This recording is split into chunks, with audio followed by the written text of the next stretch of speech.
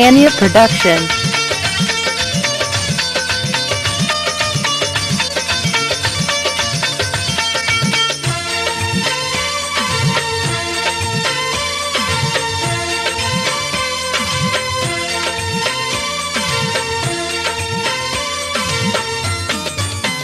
किथे जो तू किथे जो मां मिलियासीं भाग सां प्यारा ॾिसण मुंहिंजो खिलण तुंहिंजो हलिया विया होश ई सारा मिली दिलि सां ईअं वई दिलि थिया हैरान दुनिया वारा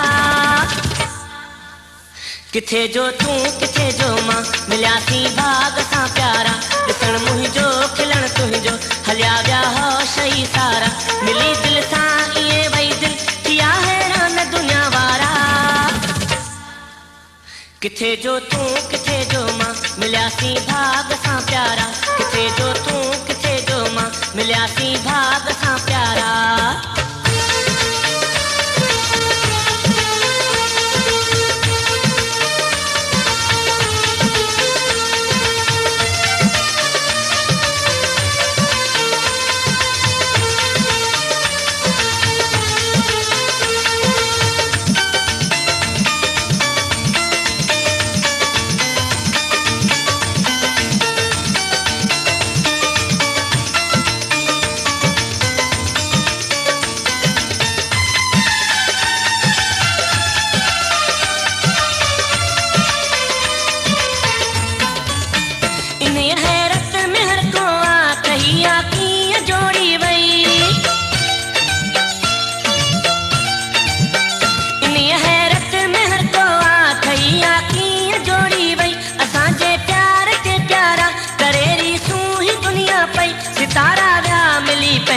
नसीबन वारा आयूं भई किथे जो तू किथे जो मां मिलियासीं Anya Production.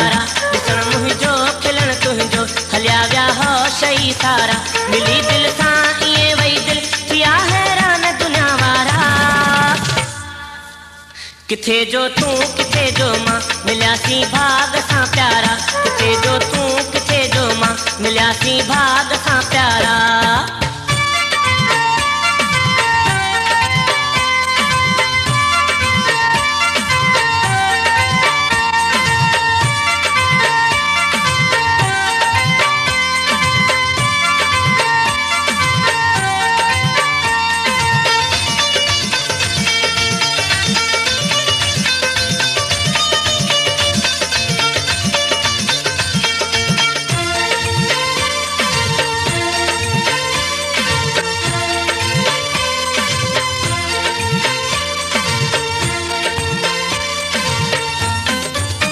हुयो मिलणू मुक़दर में मिली अॼु पाण विया आहियूं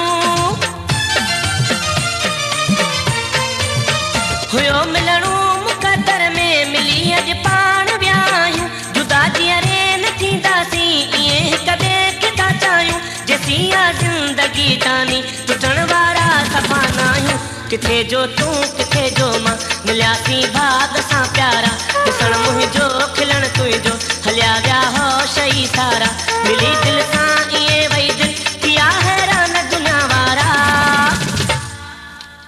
किथे जो तू किथे जो मां मिलियासीं भाग सां प्यारा किथे जो तू किथे जो मां मिलियासीं भाग सां प्यारा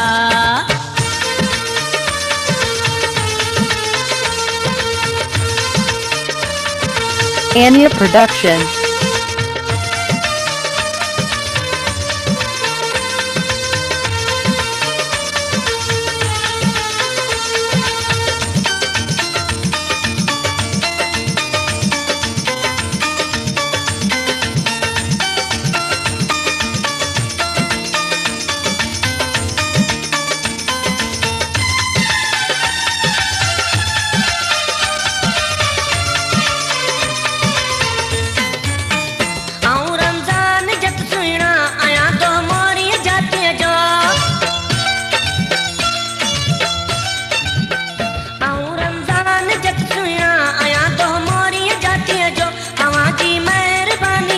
मनी साथी पंजे जिए जो गयो महबूब खास खेली कलाम ही पंहिंजी जोड़ीअ जो किथे जो तू किथे जो मां मिलियासीं भाग सां प्यारा ॾिसण मुंहिंजो खिलण तुंहिंजो हलिया विया होश ई